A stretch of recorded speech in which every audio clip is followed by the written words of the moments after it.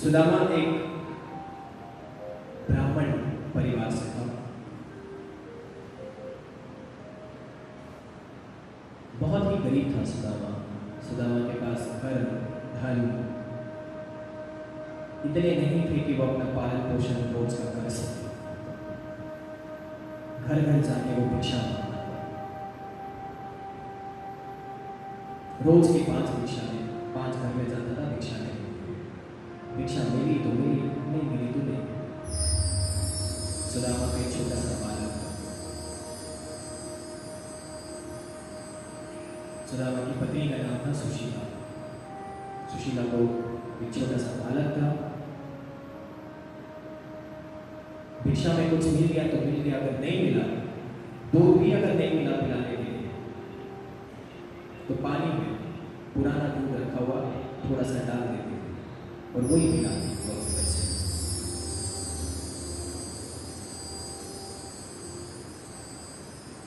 तो सांदीपनी, गुरुकुल जो सांदीपनी जहाँ भगवान कृष्ण पढ़े, तो भगवान कृष्ण और सुदामा साथ में पढ़े। बहुत एकदम क्लोज फ्रेंडशिप जिसे बोलते हैं ना, वैसा था।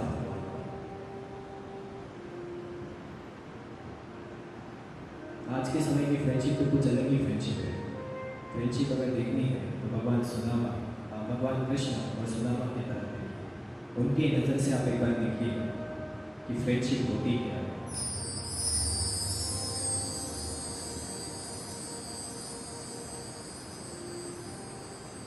जैसे संग में आप रहोगे वैसे ही आपका मन होता जाए, और जैसा मन वैसी आपकी वाणी होगी। ये याद रखिएगा मेरे इस चीज़ को कि जैसे संग में आप रहोगे वैसा आपका मन होते जाएगा, और जैसा आपका मन वैसी आपकी वाणी होगी। अगर एक पिता एक माता अगर बच्चे को कह रहे हैं कि तू ये चीज़ नहीं कर, वो चीज़ अच्छा नहीं है, उसके साथ मत रहा, उसकी गुण अच्छे हैं, पर फिर भी बच्चा क्या कहता है कि नहीं नहीं मैं तो ऐसा नहीं करूँगा, मुझ पर भरोसा रखिएगा, मैं नहीं करूँगा ऐसा। वो करता है तो करने दो उसे। पर होता क्या, 1 दिन नहीं करता, 2 दिन नहीं करता, 3 दिन नहीं करता, 4थे दिन से उसके गुण उसके अंदर आने लगते हैं। जैसे लोगों के साथ आप रहोगे वैसा गुण आपके अंदर प्रवेश होता है। इसलिए तो कहा जाता है कि किसी का झूठा भी नहीं खाना चाहिए। क्यों? क्योंकि उसके मन के जो चीज़ें वहाँ लगे हैं वो अगर हम ग्रहण करेंगे तो उसकी जो विचार है हमारे अंदर चले जाते हैं। इसके लिए हम किसी का झूठा भी नहीं खाते। पर आजकल के लोग, अरे क्या तू तो मेरा भाई है, आ जा खा ले।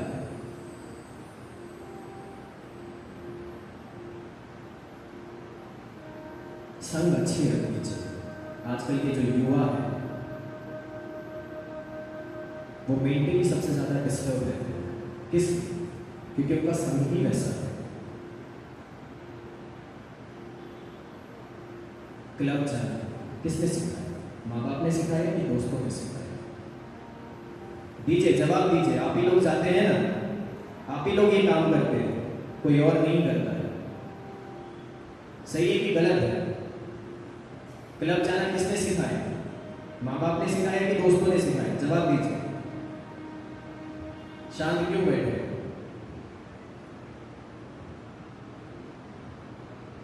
दोस्तों ने सिखाया।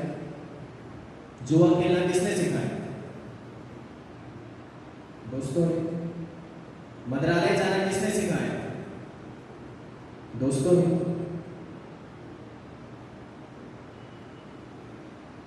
और लोग क्या कहते हैं कि माँ बाप की परवरिश अच्छी है। माँ बाप की परवरिश नहीं, आपकी खुद की परवरिश आप खुद नहीं कर पाते और माँ बाप को खुश है।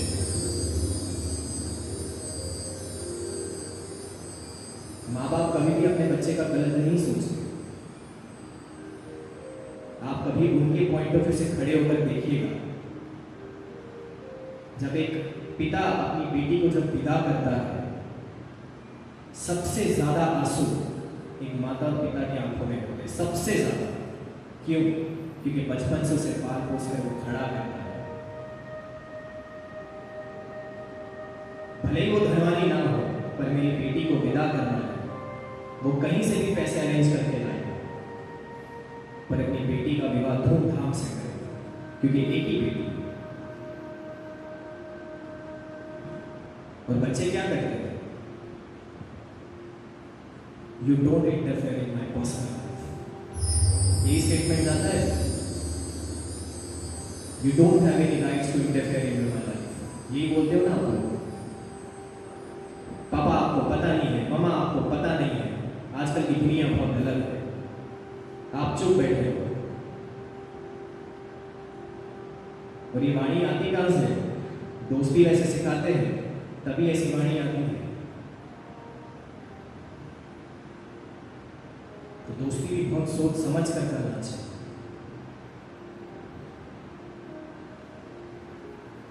बेटी की धूमधाम से शादी करवा देते, बहू आती है, बहू के कहने पर माँ बाप को निकाल देते और वृद्धाश्रम में भेज देते।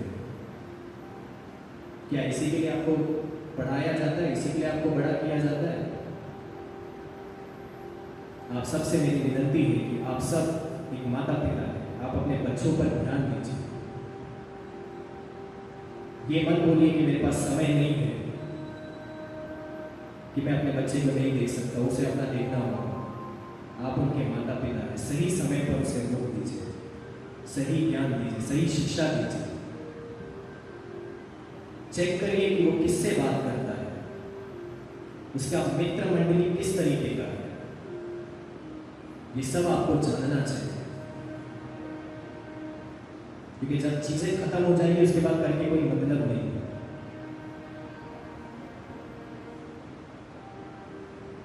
तो सोच समझ कर अपने बच्चों को भेजिए बाहर, क्योंकि आजकल की दुनिया जितनी सुंदर दिखती है उतनी है।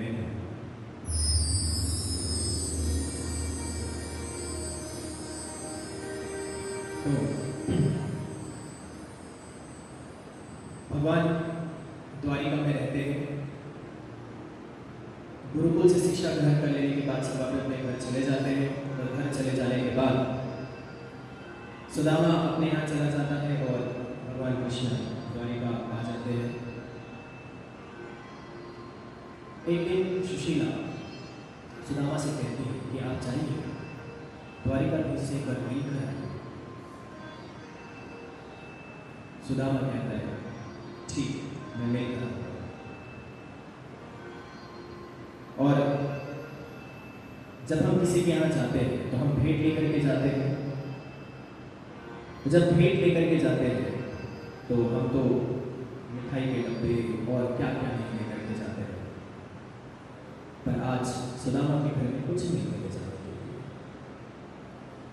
तब सुशीला छोटी सी टोकरी में चावल बांध कर जाओ, ये लेकर के जाओ। और सुदामा निकल पड़ते हैं श्री कृष्ण से मिलने के द्वारा। निकलते हैं रात हो जाती है और एक वृक्ष के नीचे सो जाते हैं। और जैसे ही सो जाते हैं तो भगवान अपनी माया के द्वारा रातों रात उन्हें द्वारिका में पहुंचा देते हैं। जो सफर बहुत लंबा था, उस लंबे सफर को भगवान रातों रात द्वारिका में पहुंचा देते हैं। और द्वारिका पहुंचते ही सुदामा देखता है कि वे द्वारिका में आ गए। और यहाँ वहां पूछता है भगवान कृष्ण का महल कहाँ है, भगवान कृष्ण का महल कहाँ है। सबको पूछते पूछते वो आता है और द्वारिका महल के सामने खड़ा हो जाता है। द्वार पर खड़े रहते हैं महल के बाहर और उनसे कहता है कि मुझे कृष्ण से मिलना है। द्वारपाल कहते हैं आप कौन हो?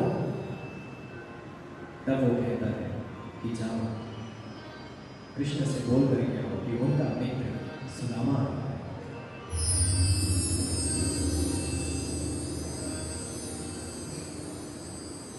देखो देखो ये गरीबी कहाँ, कृष्ण के दर पे विश्वास लेके आया। बचपन का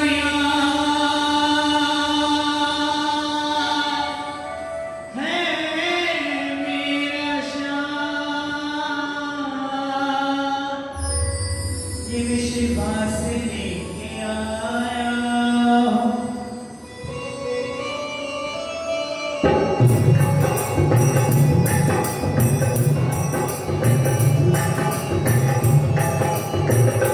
अरे घर पालो कन्हैया से कह दो अरे घर पालो कन्हैया से कह दो कि मेरी सखावत नसीबा गया है मेरी सखावत नसीबा गया है भटकते भटकते न जाने कहाँ से भटकते भटकते न जाने कहाँ से तुम्हारे महलों के करीब आ गया है तुम्हारे महलों के करीब आ गया है अरे गाल पालो कन्हैया से कह दो अरे गाल पालो कन्हैया से कह दो मेरे सखावत करीब आ गया है मेरे सखावत करीब आ गया है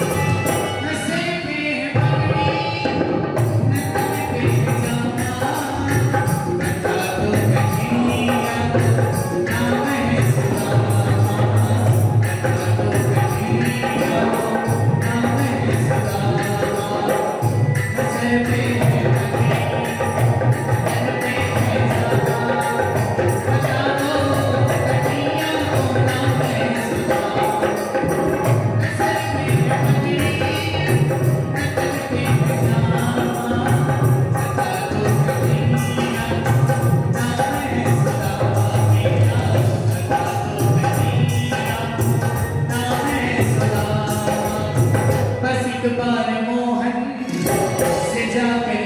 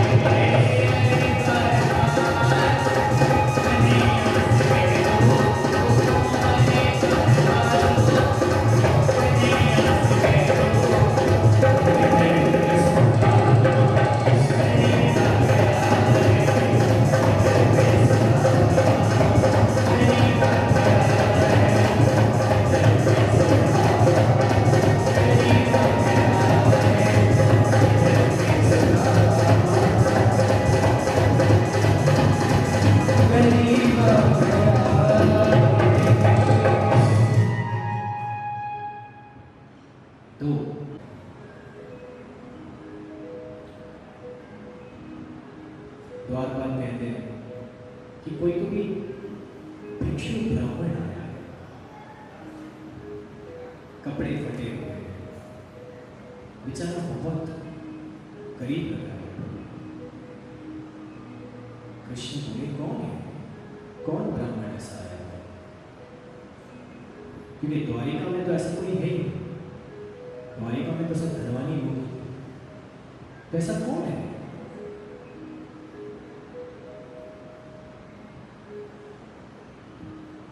द्वारपाल बोले कि प्रभु वो अपना नाम सुदामा बता रहा है। और जैसे ही कृष्ण को सुनने में आया कि सुदामा आया, भगवान तुरंत उठे और दौड़ चले बाहर। भगवान जोर जोर से दौड़ रहे हैं, पीछे से सेनापति भी भाग रहे हैं। अरे प्रभु रुकिए, प्रभु रुकिए, हम उन्हें अंदर बुला लेते हैं, आप यहीं बैठिए। भगवान कृष्ण दौड़े दौड़े गए गेट के पास और सुदामा को देखा, और सुदामा को देखते ही जोर से आलिंगन किया, जोर से उन्हें गले लगाया। और जैसे ही नेत्र से नेत्र मिले सुदामा के और कृष्ण के, आज भगवान कृष्ण बहुत कि सुदामा है, मेरा मित्र सुदामा है। भगवान कृष्ण सुदामा को हाथ पकड़ के महल के अंदर लेकर के जा रहे हैं। महल के अंदर लेकर आए और कहाँ बैठाया? जहां भगवान कृष्ण बैठते थे अपनी राज सिंहासन पर। आज सुदामा को भगवान ने बैठाया।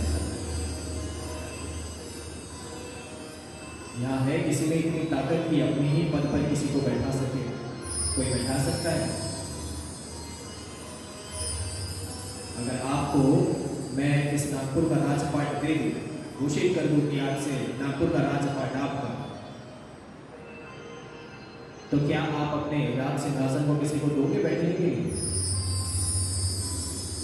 बैठते से ही अभिमान सबसे पहले आ जाएगा कि मैं नागपुर का राजा हो गया। पर आज ब्रह्मांड नायक श्री कृष्ण अपने ही आसन पर सुदामा को बैठा रहे हैं। और सुदामा को बैठाकर क्या कर रहे हैं? अपने ही आंखों से भगवान सुदामा के चरण को धो रहे हैं,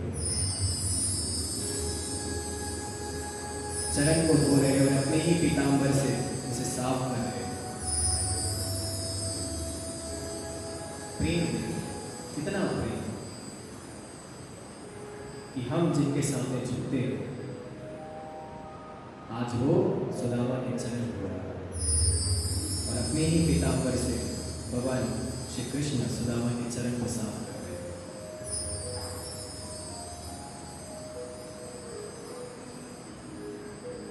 तब सुदामा बोला कि प्रभु भाभी से तो मिलाइए।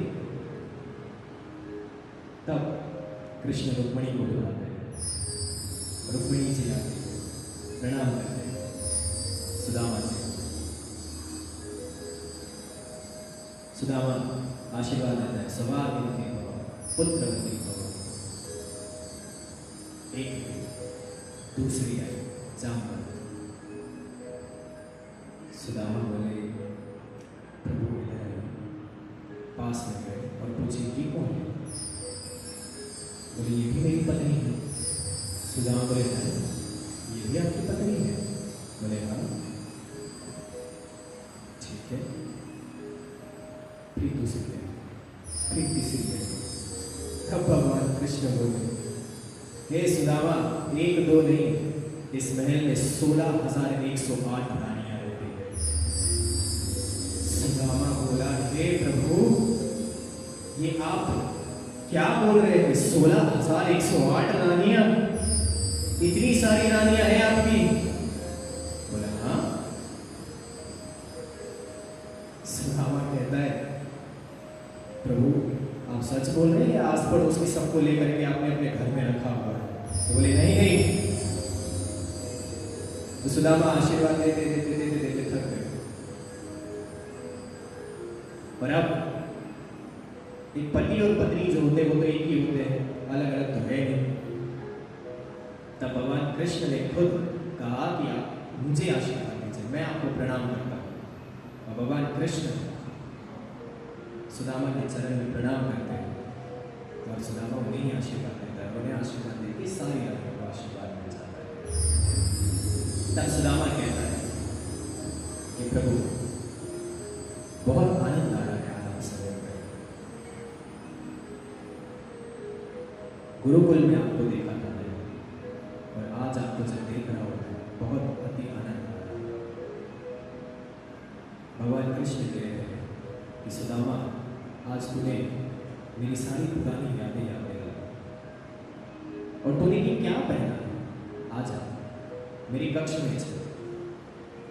भगवान कृष्ण ने अलमारी से अपने पीताम्बर निकाला और सुदामा को पहना दिया। भगवान कृष्ण पूछे सुदामा से, तू मेरे लिए क्या लेकर के आया है? अब सुदामा तो पहले दिखा नहीं रहा था, क्योंकि जब देखा इतना बड़ा विशाल राजमहल में इतनी सारी रानियां हैं, इतने सारे दास दासियां उनकी सेवा कर रहे हैं, मेरे छोटे से भेंट पर कृष्ण क्या बोलेगा? और पोटली को छुपा करके रखा। और जैसे ही कृष्ण की नजर गई, भगवान कृष्ण ने पोटली को छीन दिया। सुदामा बोले, अरे नहीं नहीं नहीं नहीं, वो छीन लिया। कृष्ण बोले, मेरे लिए ही लाया था। सुदामा बोला, हाँ अभी ले लाया। तो बोले, तू दे क्यों नहीं रहा है? सुदामा कहता है कि प्रभु मेरे इस भेंट के सामने आपका ये विशाल राजमहल, इतनी सारी दास, इतनी सारी दासियां आपकी सेवा में है, और मेरा ये भेंट आप कैसे स्वीकार करोगे? कृष्ण बोला, हे सुदामा, तू ये कब से सोचने लग गया कि मैं तेरे भेंट को स्वीकार नहीं करूंगा?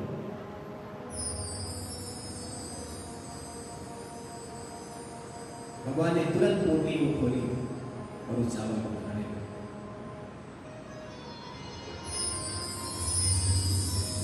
और तभी एक मुट्ठी खाई, दो मुट्ठी खाई, तीसरी मुट्ठी खाने ही जा रहे थे कि उन्होंने रुक्मिणी जी ने हाथ पकड़ लिया और कहा कि प्रभु हमें नहीं दोगे, आप ही सब खा जाओगे। तो वो जो चावल एक छोटी सी पोटली में लेकर के आए, आज 16,108 रानियों के मुख में चला गया।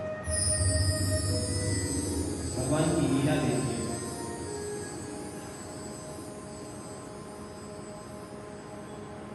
तो भगवान बहुत खुश हुए, साथ में बैठ करके उन्होंने प्रसाद पाया। और सुदामा जब जाने लगा, तब सुदामा से भगवान ने कहा कि ये सुदामा, तुझे क्या चाहिए? सुदामा बोला कि प्रभु मैं क्या मांगू आपसे? घर से तो सोचकर निकला था कि मैं राजमहल आऊंगा,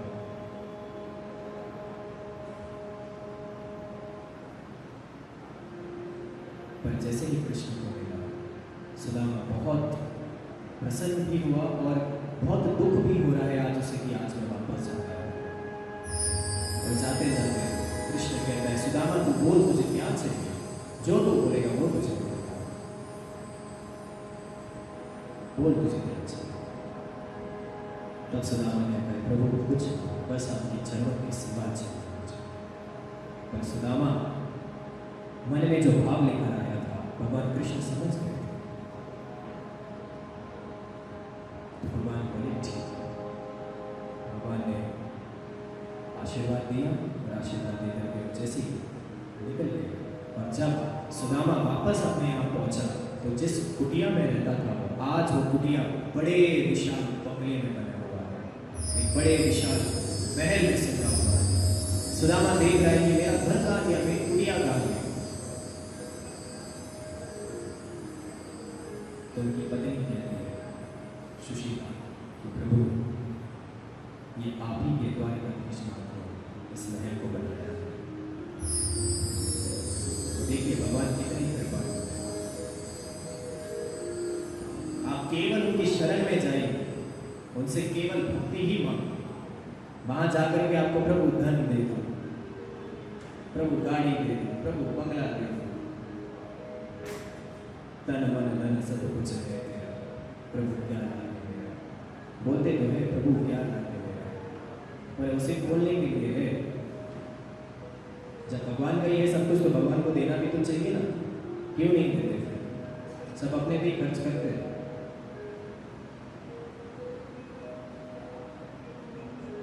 भगवान की शरण में जाइए।